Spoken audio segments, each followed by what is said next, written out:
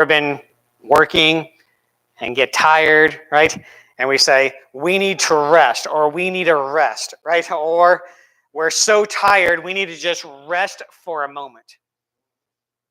Or if you're like my wife, just say, what's rest? We don't care. We'll rest when the day's done, just push through, right? But it's important for us to rest. It is important for us not just to rest, but to rest in the Lord, to rest in Him.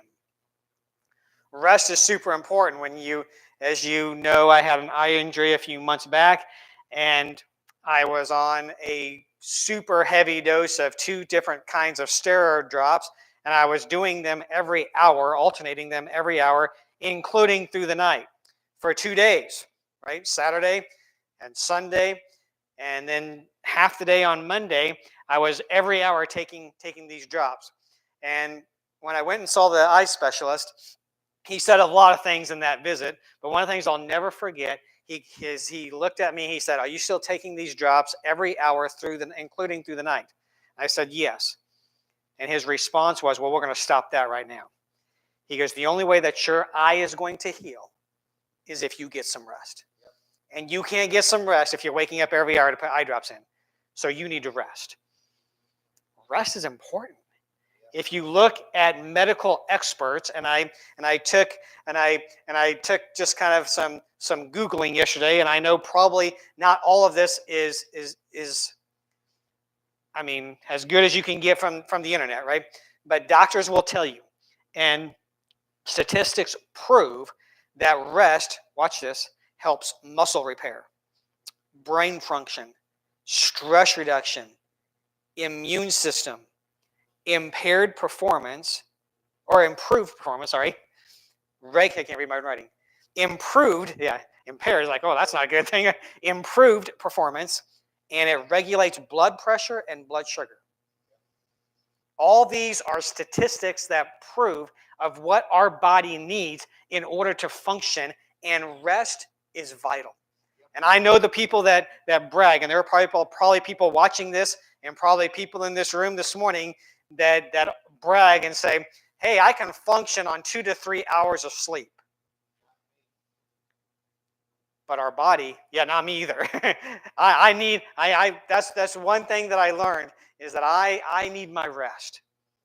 Well, I don't know about that many, but hours of rest. We need to rest. And we carry that in our personal lives, our physical bodies, to take care of ourselves and get the rest. If you have any kind of injury, no matter what it is, what do they say? Rest, right? If you have a knee injury or a knee surgery or something, what do they say? Rest, because it heals during rest. And there is spiritual truth. There are spiritual aspects in our walk with Christ that we need to rest in Him. And I'm telling you this morning, I'm going to be the first one at this altar, not because I want you to follow me, not because I'm trying to show off, but because I don't do this enough. I struggle with rest. When I'm anxious and I'm fretting and my anxiety kicks in, guess what happens? My anxiety kicks in my anger, kicks in all these other things, and it's just a snowball effect. And all those things are things operating in the flesh. And we need rest. How many times did Jesus take time away from the crowd to spend time with His Father? How many times do we find Him even sometimes in the middle of violent storms, and He's in the bottom of the boat, and He's what? He's asleep. He's resting. The Bible tells us that God has come to give us joy, and that His joy should remain in us, and that our joy will be full. If we're worried and we're anxious and we're discouraged, then we're not experiencing the full joy that God wants us to have. Jesus says, come to me, all ye who are weary and heavy laden, and I will give you rest. Be anxious for nothing, But in everything by prayer and supplication with thanksgiving, let your requests be made known to man. To rest. Jesus says in Matthew 6, if I take care of the sparrows and I take care of the grass of the field, how much more will I take care of you, O ye of little faith? And to rest in the promises of God.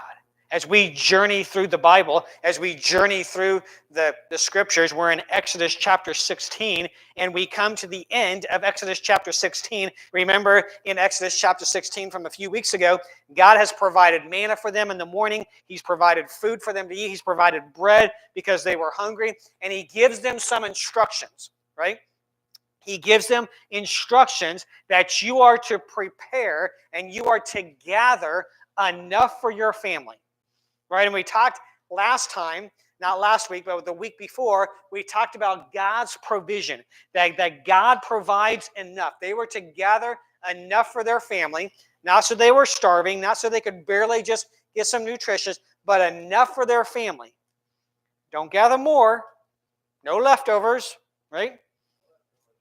Because if you had leftovers, it would spoil and there would be worms. And every day, you go gather enough for you and your family. And they experience the provisions of God. We're going to see this morning that they experience this over and over and over and over and over and over again, all throughout their wilderness wanderings until they get to the promised land, that God provides manna for them.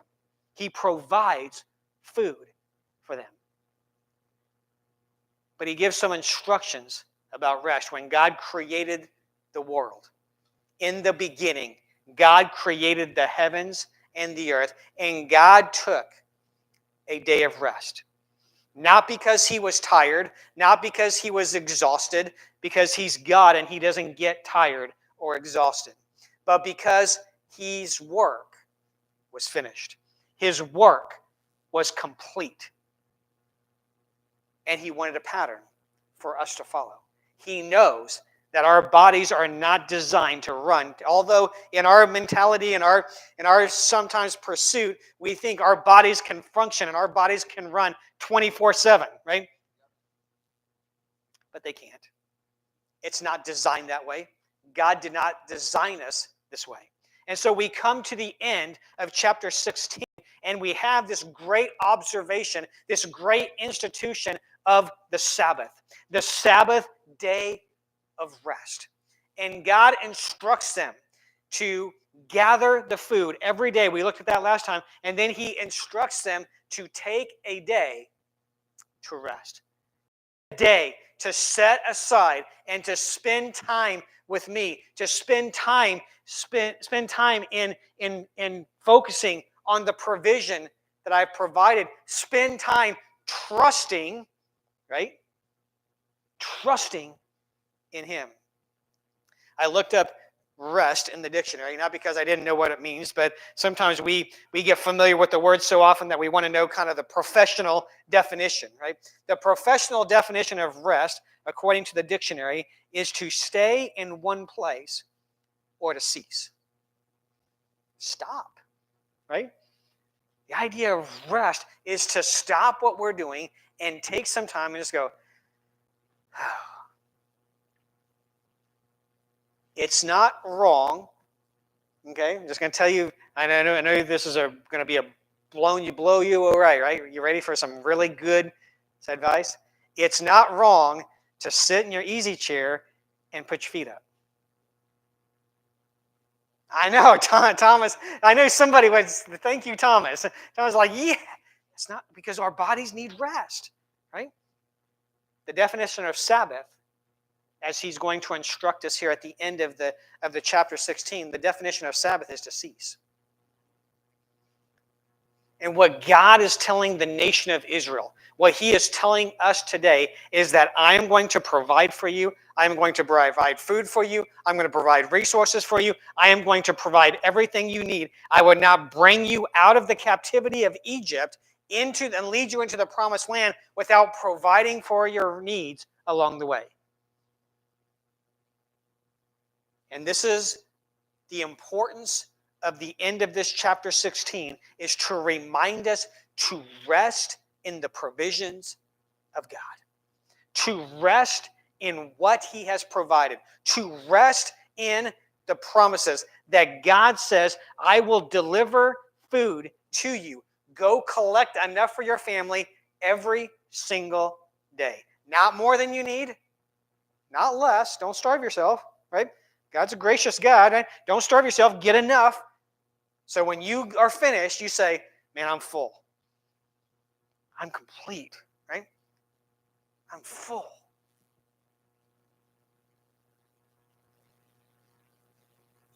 And then he gives some different instructions.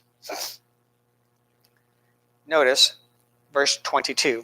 And this is where we'll pick up our text here in Exodus 16. Now on the sixth day, they gathered twice as much bread, 2 omers for each one, when all the leaders of the congregation came and told Moses. Then he said to them, this is what the Lord meant. Tomorrow is a Sabbath observance, a holy Sabbath to the Lord. Bake what you will bake and boil what you will boil, and all that is left over put aside to be kept until morning. Now this is different, right? This is a different instruction than what was given up to this point, right? The instruction was gather everything that you can. Don't save it, because what happens if you save it? You got worms, right? We looked at that remember the end of the sermon 2 weeks ago, right? Not last week, but the week before, with the meat spoiled and it got worms in it. Now God is instructing them. He's saying, I'm going to set aside a day. I'm going to set aside that's different. By the way, that is what holy means. It means separate. It means different. It means set apart. I am setting aside a day that is strictly for you to worship, that is strictly for you to understand that I am going to provide, that every day you're supposed to go out and gather the food, and for the Sabbath day, you're going to gather 2 days worth, because there's nothing going to be there on the Sabbath day. So gather enough for your family for that day, gather enough for your family for the next day, because this is a holy day. Remember what Christ told us when he instructed the commandments, right? Keep the Sabbath day and keep it holy. Remember the Sabbath, and keep it holy. Keep it set apart. Keep it observed. That we are going to spend time in worship and praise and adoration for everything that God has provided for us. Do we have needs? Sure we do. I have needs. I have pressures. I have stresses. I have all these things in my life, and I've got to rest in the provision of God. I've got to rest in the promises and realize that God has provided here and here and here and here, and God will continue to provide in the future. That's hard for me. Proverbs 3, 5, and 6, one of the verses that I place as not necessarily a life verse, but an important verse for me, because it's hard for me. And most people like verses because they're special to them, or because they have a special calling or a special meaning. This verse is one of my favorite verses because it is so hard for me. Trust in the Lord with all your heart. Notice the words all, right? Trust in the Lord with all your heart. Everything that you have, everything in your being, put all your trust. I don't know about you, but there's probably not very many people in this world, there's probably not very many of your friends or acquaintances that you would say to them, I trust them fully. I just challenge you. Think about that for a minute. Who in your life would you say, I trust them